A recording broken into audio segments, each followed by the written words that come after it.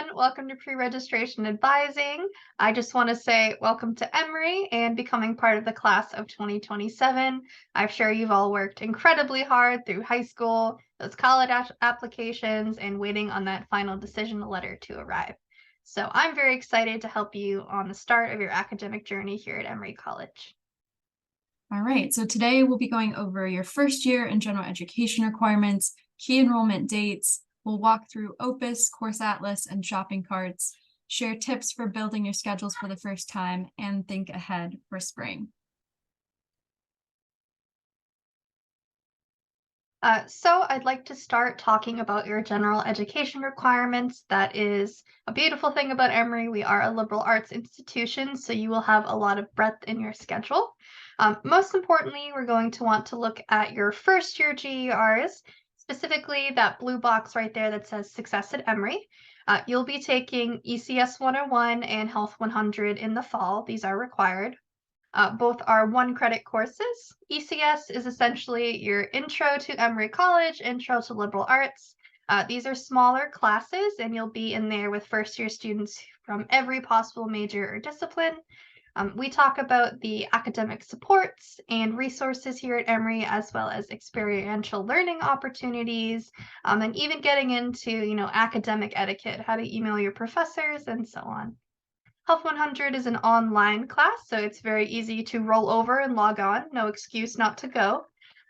This talks about how to stay healthy in college, so things to think about like, eating, working out, socializing, stress management, and so on. We also have a PE requirement here at Emory. I know that might be surprising for some. This is additionally a one-credit course, but we have a whole range of options for you to take.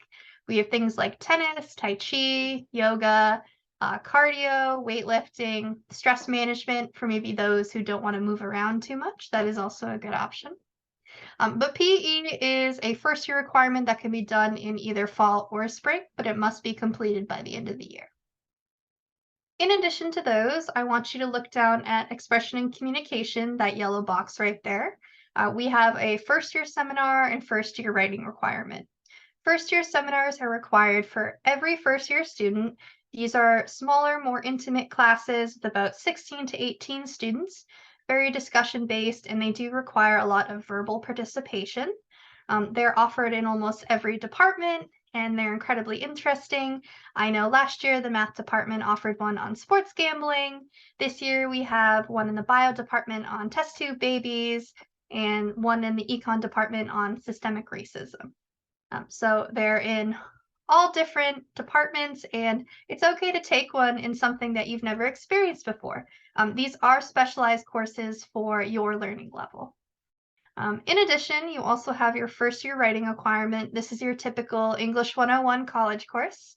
However, even though we have over 30 sections of English 101, each one has a different topic. So when you're going through selecting that first year writing course, make sure you're reading the description. I know we have one this year on the secret language of comics, another one on social justice, and I think there's even one on writing and rhetoric specifically for Emory. So make sure you look through those. An important thing to note as well is that your first year writing requirement is one of 2 GERs you're able to use test credits for. So if you're coming in with AP, IB, A levels, or dual enrollment credit for an English Lit equivalent, you can use this for your first year writing and you are not required to take it. Usually I recommend for students to take their first year writing and first year seminar in separate semesters, so one in fall, one in spring, just because they tend to be a bit more writing heavy. However, you can take them together if that is something you'd like to do. Moving on, I'd also like to talk about your exploration GERs. These are the ones in green. You have until the end of your second year to complete these. There are 4 categories, and you need to complete 1 class in each category. The good news is most students who take these GERs are getting both a major requirement and a GER requirement done at the same time. So for example, your humanities and arts requirement has typical classes like art history, film 101. I think there is some theater in there, other things like English and history as well. So those can be very easily done for anyone who's interested in the liberal arts majors. Natural science is one required science course. However, you do not need a science course with a lab. For anyone who's interested in bio and chem or physics, you're going to easily fulfill this over and over again. But for students who aren't as scientifically inclined, some recommended courses are usually the environmental science courses, as well as Psych 110 and Intro to Astronomy.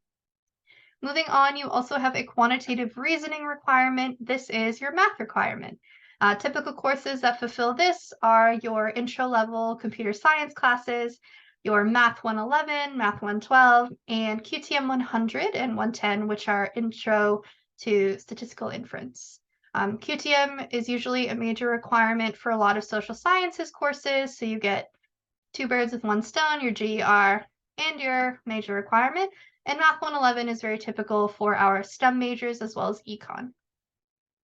And finally, you have your social science requirement. This is another section with one course that you need. Typical courses here are econ, anthropology, political science, psychology, sociology, all those social science courses. So very interesting. And now I will hand it off to my colleague to talk about your third and fourth year requirements. Awesome, thank you. By the end of your third year, you should be completing your belonging and community, this kind of gray bar here. Intercultural communication and race and ethnicity. Intercultural communication is 2 successive courses in 1 language. This is another one where you can use 1 AP or IB credit to satisfy one of the 2 courses if you continue taking that language. Most of our languages require a placement test, even if you're starting fresh with that language, and those can be found on each department's website if they have one. We have many, many options for studying a language, including Greek, Tibetan, Hebrew, Hindi, Persian, French, German, Spanish, Portuguese, Italian, Latin, Russian, Japanese, Korean, Chinese, and Arabic. You are not able to waive this requirement due to knowing more than 1 language already, and you can't choose one that is your native language. Race and ethnicity is one of the GERs that can be combined with another one. Typically, that's going to be the exploration requirements or the continuing communication requirements. There may not be that many that are just an ETHN course, so I recommend looking into doubling up for that GER. Anytime throughout your 4 years, you'll complete 2 continuing communication courses, which have an extra writing component on them. These can be found in most departments. Even some STEM courses have a writing component on them, in addition to the humanities and arts and social sciences. It's any course that has a W on its number, like Psych 200W or African American Studies 247W. Both the race and ethnicity and continuing communications have to be completed at Emory, so no incoming credits from AP, IB, or another institution will count for them, and they need to be completed with at least a C grade or higher to satisfy this GER. Lastly, we've got experience and application, which again, you need to complete anytime before you graduate, so within your 4 years. It can be associated with a course like a research course, some applied arts like music or theater, or an experience like an internship or education abroad or a volunteer opportunity. All right, off to Amanda. Thank you. It's time for enrollment. It's time to talk about the enrollment process. So here at Emory, we really want our first year students and the rest of our students to aim for about 15 to 17 credits every semester. You are able to enroll in up to a maximum of 19.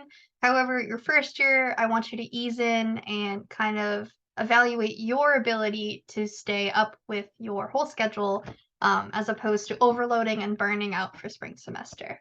The reason we say 15 to 17 credits is because typically 1 credit is equivalent to about 2 to 3 hours of coursework outside the classroom every week. So if you're taking 15 credits, that's about 45 hours of coursework, quite a lot.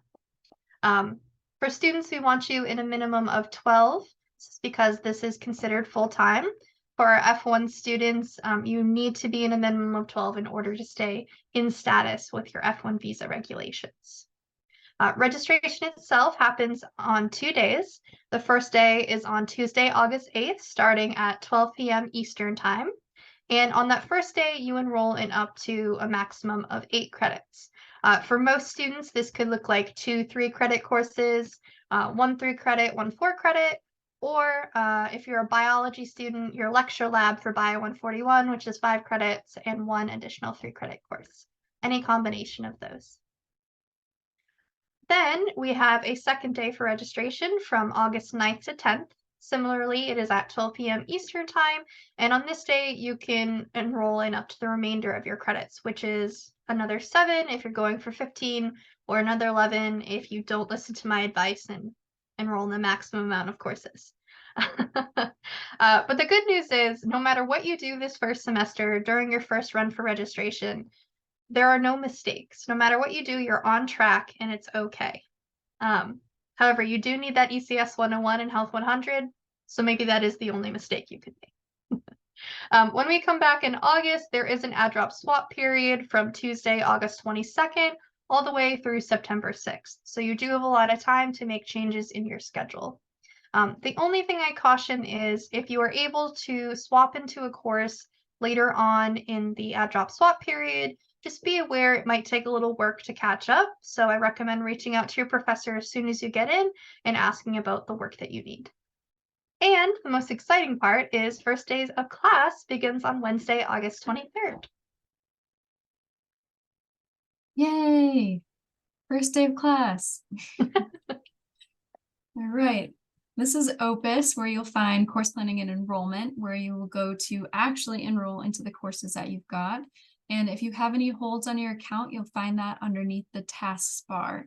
So you'll click on the red bar to see what the hold is and how to remove it. So it'll give you a phone number to call, an email to message, and you will need to remove that hold, which is important because most holds will restrict you from being able to register, aside from informational holds. So make sure to check these. You can find information on academic records where you can see if your AP or IB credits have been received. We'll want to check on these later as well, just to make sure that they're also listed on your transcript and audit, as well as academic progress, which includes a what if tool to see which requirements remain for different majors and minors that you might be interested in. And you'll also see a profile, so make sure that your cell phone and contact information in that tile is correct in case there are any emergencies. Okay, Course Atlas. So be sure to check out the tutorial that's linked in the PowerPoint if you need help navigating the site. As it states, you can adjust searches by filters like subject, campus, or the Atlanta campus, not Oxford, by gen eds and career, as well as by courses that are open versus open or waitlisted or closed. Most full classes will be either marked closed, and you'll see a little warning symbol for the course or section, or they will have a wait list, which you can find under the maximum enrollment information. When you click on a section, you'll see the class information, including number of credit hours, when and where the class is offered, so the days, times, and locations, how it's graded, either satisfactory, unsatisfactory, or letter graded, if it's taught in person, online, or hybridly, which general education requirements it fills, and you will want to read the class notes and descriptions to learn more about those topics, especially the first year seminars and first year writings, because as Amanda mentioned, there's a lot of different ones there. And make sure to look for any registration restrictions, such as pre or co-requisites. Prerequisites must be met before you can take the course, while co-requisites must be taken either before or at the same time as another specified course. So Amanda is going to go into the Course Atlas to show you what it actually looks like.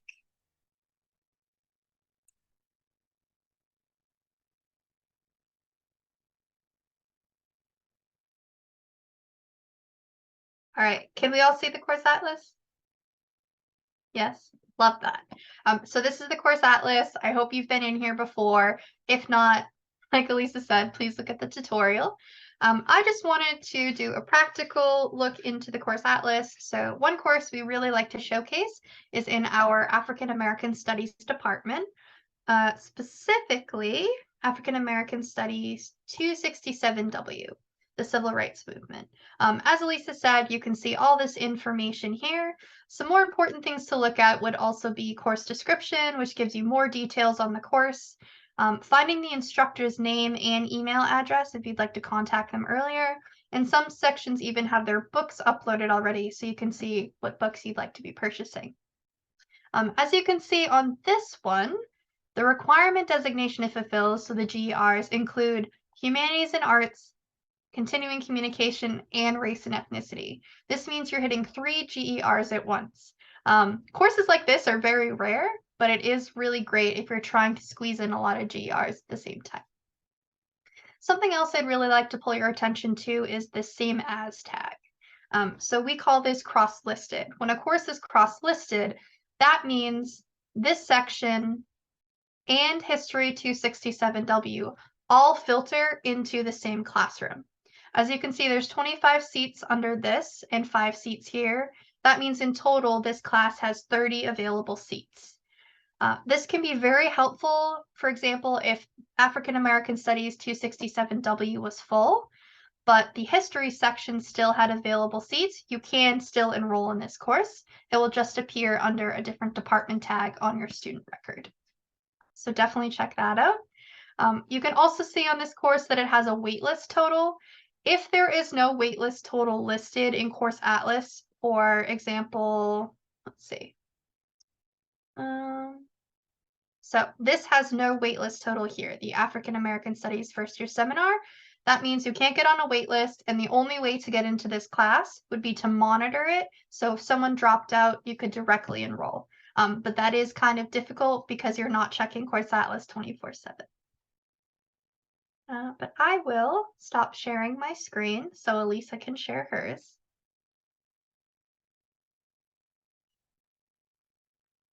I'd like to continue. So this is talking about how to build your shopping cart. I'm sure you've all used your PRA worksheet to kind of put in courses that you're interested in, but when you're building your shopping cart, I want you to think of courses in 3 big buckets. This first one is going to be track and major courses. What are you interested in pursuing here at Emory? Is that pre-med? So are you looking at your bio and chem sequences? Are you interested in business? So are you trying to get your econ prerequisites done? Or are you interested in something like sociology or psychology and you're getting those 101 courses in? You also want to think about your GER courses. So we know for fall you need to be in ECS 101 and health, as well as a first year seminar or a first year writing this fall semester. So that's already 5 credits you're required to be in. You can also think about, your intercultural communication or your other second year general education requirements. And then third bucket is purely interesting courses. The best part about Emory is it's a liberal art institution, and I will reiterate this over and over again. This gives you the ability to try courses in different areas that you've never thought of before. Usually for these courses, I definitely recommend maybe taking it pass-fail if you don't feel too confident in the material and you still want that academic credit. Overall, the goal is for you to have 25 to 30 open sections of courses in your shopping cart before enrollment. The reason for this is we don't want you to pick 5 courses thinking it's your perfect schedule, and then when it comes to registration, you don't get any of them. You then have to waste precious registration time going back to the Atlas and looking for courses as 1,400 other students are filling up the classes you want. So we want this to be a quick and streamlined process for you.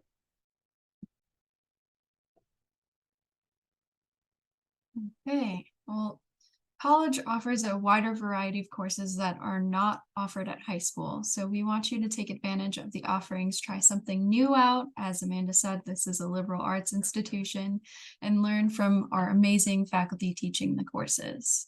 Some tips to get you started are to search by Gen Ed requirement instead of by the subject or department.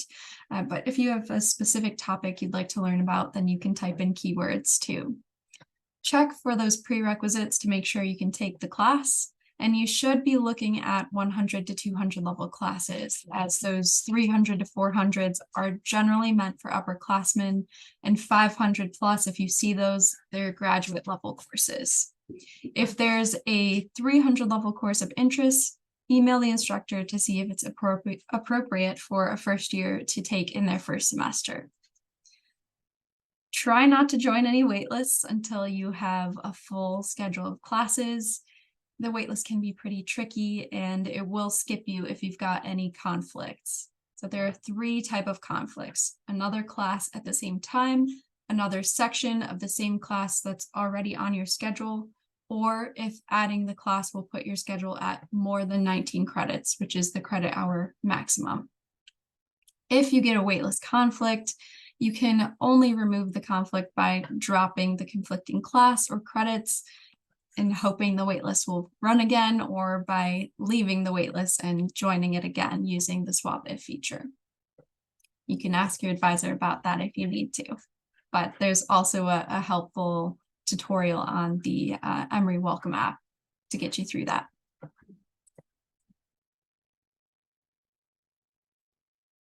We'd also like to introduce you to some very helpful websites and resources, as well as essential contacts for our emails.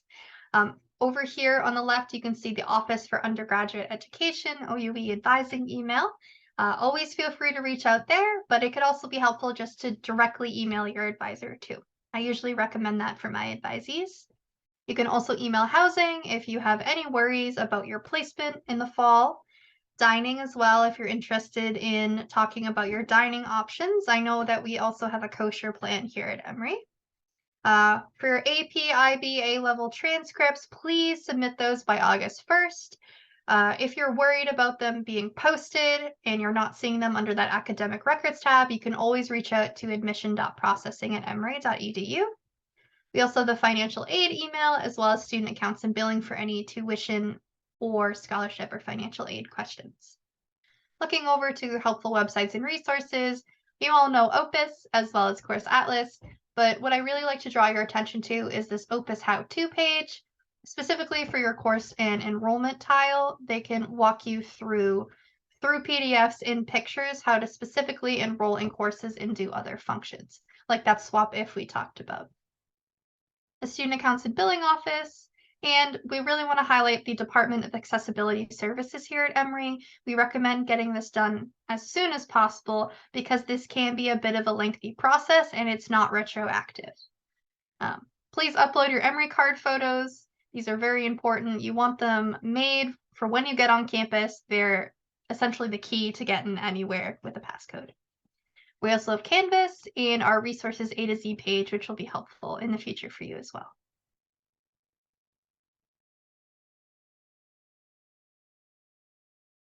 Here we go. We've got time both before and during registration, as well as before and during add-drop swap, where you can join us on Zoom and or in Whitehall, depending on the date. You will be receiving an email with the link to access our Zoom room, and remember that these are Eastern times before you get to campus at least. So August 7th from 10 a.m. to 1 p.m. on Zoom, August 8th through 10th, so during registration, 10 to 2. August 21st through the 22nd at both Whitehall and on Zoom, and then the 23rd through 30th during add-drop swap. Both of these are during add-drop swap. Quick reminder to regularly check your Emory email and to use that account when you're contacting anyone at Emory. It helps us to recognize who you are quicker and helps make sure that we don't miss your message in our spam or junk mail folders.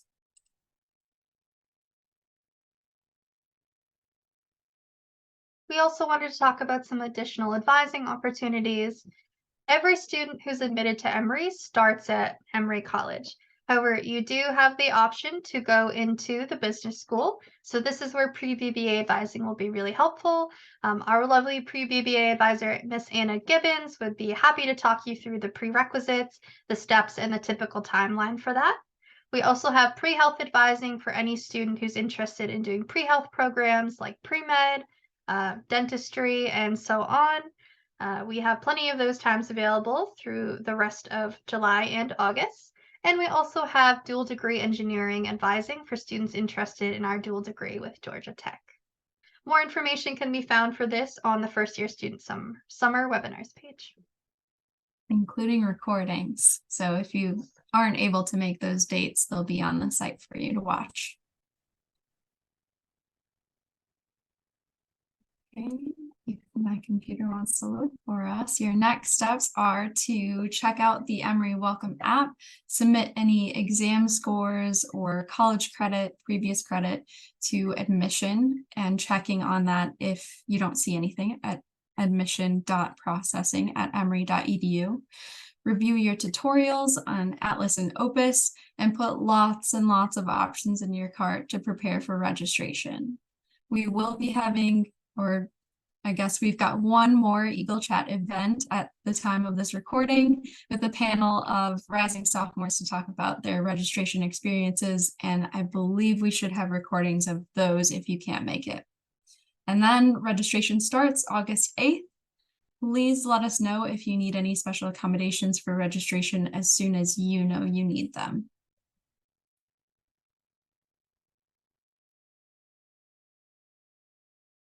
And that is our presentation. I'd just like to say thank you again for joining us today, and I hope you use this video as a resource during your registration. Your first time here at Emory, it will get easier as the semesters go on, and pretty soon maybe you'll be leading an Eagle Chat for next year's first years. If you do have any questions, I highly recommend reaching out to your specific academic advisor.